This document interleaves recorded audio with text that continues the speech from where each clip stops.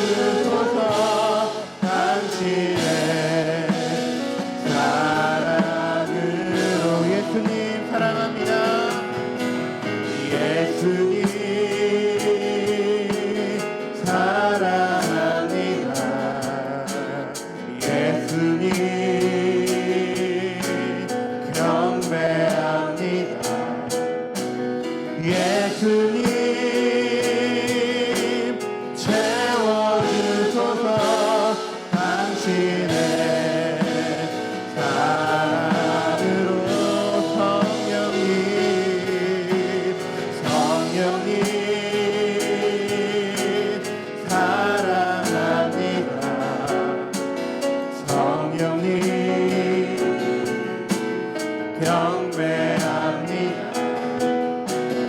성령님 채워주소서. 당신의. 우리 다 함께 자리 일어나셔서 주님을 경배하며 나아갑니다. 아버지 사랑합니다. 아버지 사랑합니다. 아버지 경배합니다. 아버지 채워주소서. 당신의 사랑으로. 네, 성도 여러분 안녕하세요. 오늘도 복된 또 화요일입니다. 이제 화요일날은 우리가 또 낮에는 우리가 10시부터 하는 본당 기도회를 하며 또 우리 화목을 기도하고 있죠. 그리고 우리는 날마다 주께로라는 말씀의 책을 가지고 우리는 계속해서 말씀 묵상으로 한 걸음 한 걸음 또 나아가는 복된 시간을 갖고 있습니다. 오늘도 여러분 좋은 일이 생기기를 바랍니다. 그리고 가정에도 좋은 일, 자녀에게도 좋은 일, 또 일터에도 좋은 일, 특별히 또 신종 코로나 바이러스가 약화될 듯하다, 또 잠시 또 이게 터지고 있는데 하나님께서 친히 눈동자와 같이 저와 여러분 공동체 가정 식구들 다 보호해 주시기를 바라고, 또 이 땅에서 완전히 소멸되고 떠나기를 주님의 이름으로 또 선포합니다. 자, 오늘 주신 말씀은 요한복음 13장 1절에서 20절입니다. 이 본문을 제가 또 읽도록 하겠습니다. 6월절 전에 예수께서 자기가 세상을 떠나 아버지께로 돌아가실 때가 이른 줄 아시고 세상에 있는 자기 사람들을 사랑하시되 끝까지 사랑하시니라. 마귀가 벌써 시몬의 아들 가룟유다의 마음에 예수를 팔려는 생각을 넣었더라. 저녁 먹는 중 예수는 아버지께서 모든 것을 자기 손에 맡기신 것과 또 자기가 하나님으로부터 오셨다가 하나님께로 돌아갈 것을 아시고 저녁 잡수시던 자리에서 일어나 겉옷을 벗고 수건을 가져다가 허리에 두르시고 이에 대하여 물을 떠서 제자들의 발을 씻으시고 그 두르신 수건으로 닦기를 시작하여 시몬 베드로가에게 이르시니 시몬 베드로가 이르되 주여 주께서 내 발을 씻으시나이까? 예수께서 대답하여 이르시되 내가 하는 것을 내가 지금은 알지 못하나 이후에는 알리라. 베드로가 이르되 내 발을 절대로 씻지 못하리이다. 예수께서 대답하시되 내가 너를 씻어 주지 아니하면 내가 나와 상관이 없느니라. 시몬 베드로가 이르되 주여 내 발뿐 아니라 손과 머리도 씻어 주옵소서. 예수께서 이르시되 이미 목욕한 자는 발밖에 씻을 필요가 없느니라. 온몸이 깨끗하니라. 너희가 깨끗하나 다는 아니니라 하시니 이는 자기를 팔 자가 누구인지 아심이라. 그러므로 다는 깨끗하지 아니하다 하시니라. 그들이 발을 씻으신 후에 옷을 입으시고 다시 앉아 그들에게 이르시되 내가 너희에게 행한 것을 너희가 아느냐? 너희가 나를 선생이라 또는 주라 하니 너희 말이 옳도다. 내가 그러하다. 내가 주와 또는 선생이 되어 너희 발을 씻었으니 너희도 서로 발을 씻어주는 것이 옳으니라. 내가 너희에게 행한 것 같이 너희도 행하게 하려 하여 본을 보였노라. 내가 진실로 너희에게 이르노니 종이 주인보다 크지 못하고 보냄을 받은 자가 보낸 자보다 크지 못하나니 너희가 이것을 알고 행하면 복이 있으리라. 내가 너희 모두를 가리켜 말하는 것이 아니니라. 나는 내가 택한 자들이 누구인지 알미라. 그러나 내 떡을 먹는 자가 내게 발꿈치를 들었다 한 성경을 응하게 하려는 것이니라. 지금부터 일이 일어나기 전에 미리 너희에게 일러두면 일이 일어날 때 내가 그인 줄 너희가 믿게 하려 함이로라. 내가 진실로 너희에게 이르노니 내가 보낸 자를 영접하는 자는 나를 영접하는 것이요 나를 영접하는 자는 나를 보내신 이를 영접하는 것이니라. 오늘 주님께서 마지막에 이 땅을 떠나시기 전에 오늘 제자들에게 직접 보인 여러 가지 퍼포먼스는 사랑이 들어있고 섬김이 들어있고 그리고 동시에 하늘문을 향하여 천국에 들어가는 위대한 어떤 입교식이 들어있습니다. 그런 의미에서 오늘 본문은 아주 윤리적인과 동시에 매우 영적이고 심지어 매우 신학적이다 이렇게 말할 수 있습니다. 오늘 먼저 여기서 예수님께서 이 땅을 떠나실 때의 모든 정황을 주님은 이용하신다 하는 거예요. 악한 일은 악한 자를 통하여 이용하시고 선한 일은 선한 자를 통하여 이용하시고 하나님은 오늘 믿는 자를 통하여 인용하여 하나님 뜻을 이루기도 하시지만 믿지 않는 자를 통하여서도 하나님은 하나님의 뜻을 이루어 가십니다. 그래서 온 이 땅의 사람들은 하나님의 주권 아래 있는 겁니다. 우리가 참 이번에 코로나 바이러스 19 참 힘들고 답답한 여정을 거치고 있습니다만 여러분 중국 우한에 어떤 폐렴이 어떻게 나왔다 하는 것도 우리는 들은 바도 있지만은 그러나 이 모든 것 속에는 하나님의 주권이 있기 때문에 주권 속에서 하나님의 선한 뜻을 또 우리는 발견하게 되는 것이에요. 자, 오늘 말씀해 보면 특별히 오늘 2절 말씀 보면 예수님이 6월절에 죽을 때에 악한 자의 활용법, 악한 자가 쓰임 받습니다. 마귀가 벌써 시몬의 아들 가룟유다의 마음에 예수를 팔려는 생각을 넣었더라. 이렇게 시작합니다. 여러분, 가룟유다는 어차피 세속에 속한 자였습니다.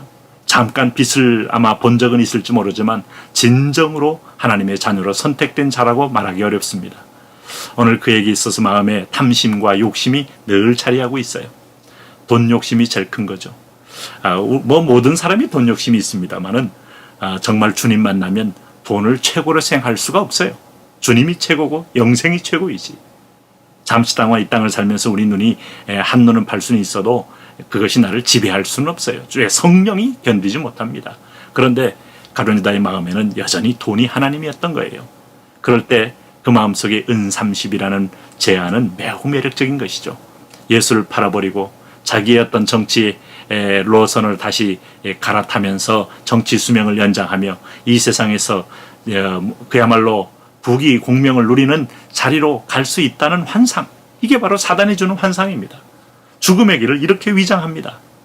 마치 우리가 이 일제 때 지나고 난 다음에 많은 우리 조선인들이 참 징용 조선인들이 북송선을 탔어요. 북송선 60년대도 탔고 70년대 탔습니다. 조총련을 통하여.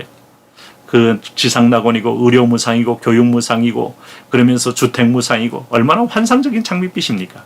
기억하십시오. 절대로 세상에 공짜는 없습니다. 공짜를 뿌리는 것은 파퓰리즘이에요. 파퓰리즘으로 망한 나라가 얼마나 많습니까?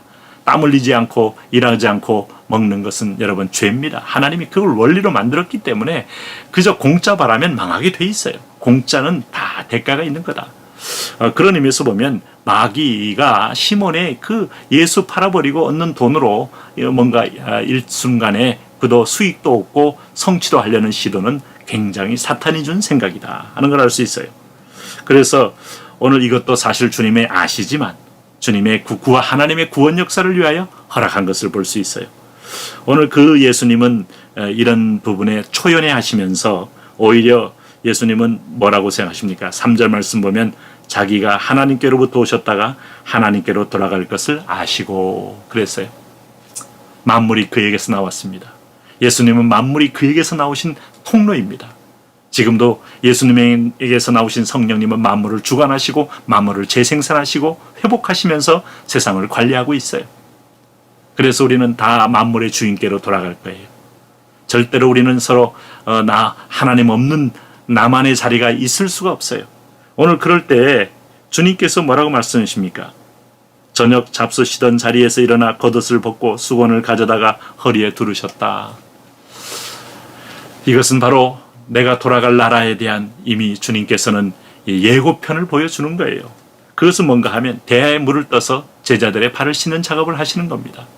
자, 요즘 우리가 세속적으로 알려져 있는 그런 많은 세리머니가 이 본문에서 나온 것이죠. 근데 이 중에서 정말 예수님의 수제자라고 일컫는 베드로가 완강히 거부합니다. 스승이 되셔서 어떻게 제 발을 씻기시나이까? 참 이것은 황공한 일이죠. 네. 우리가 이 세상에서는 힘의 논리로 서열이 있습니다. 자, 또 인생의 나이를 먹은 것이 하나의 정보 노하우가 있기 때문에 권위를 갖게 되어서 장유서의 전통이 또 있습니다. 농경사회에서. 자, 이건 나쁜 거 아닙니다. 또 때로는 부자 간에도 하나님 먼저 선생으로서 준 권리가 있기 때문에 부모 공경에 아름다움이 있습니다. 많은 오늘 주님께서 직접 섬김의 자리로 내려온 것을 볼 때 베드로는 극구 사양합니다. 주여 내 발을 결코 절대로 씻길 수 없나이다.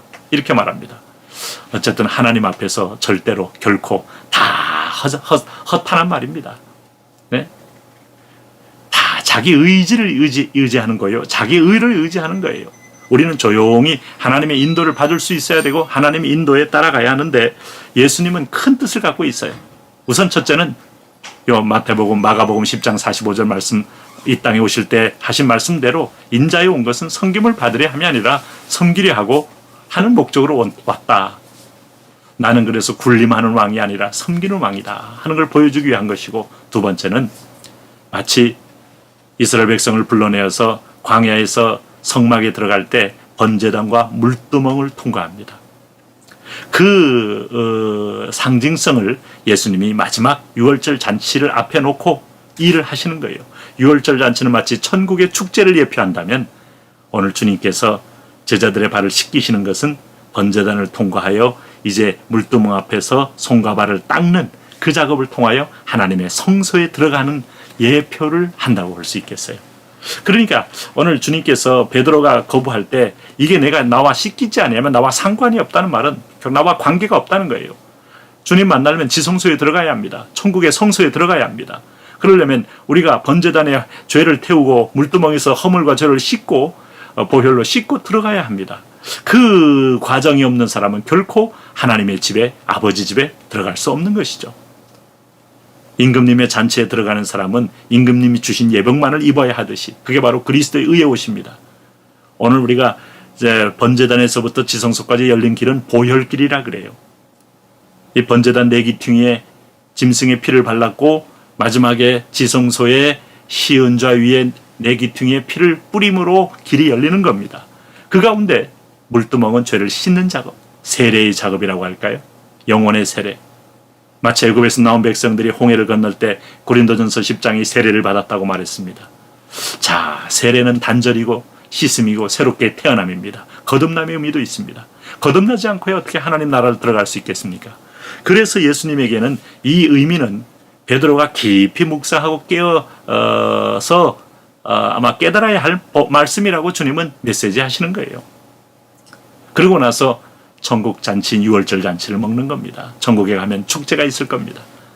전사들이 흠모하고 우리들은 한가운데 보좌에 계신 하나님을 쳐다보며 우리는 함께 혼인잔치에 참여한 놀라운 축복의 사람들로서 축제를 누리게 됩니다. 아니, 우리가 그 놀라운 축제의 주인공이라는 사실을 아시나요? 오늘 그런 의미에서 예수님께서는 10절에 이런 말씀합니다. 예수께서 8절에 내가 너를 씻어주지 아니하면 내가 나와 상관이 없나이다 그랬어요.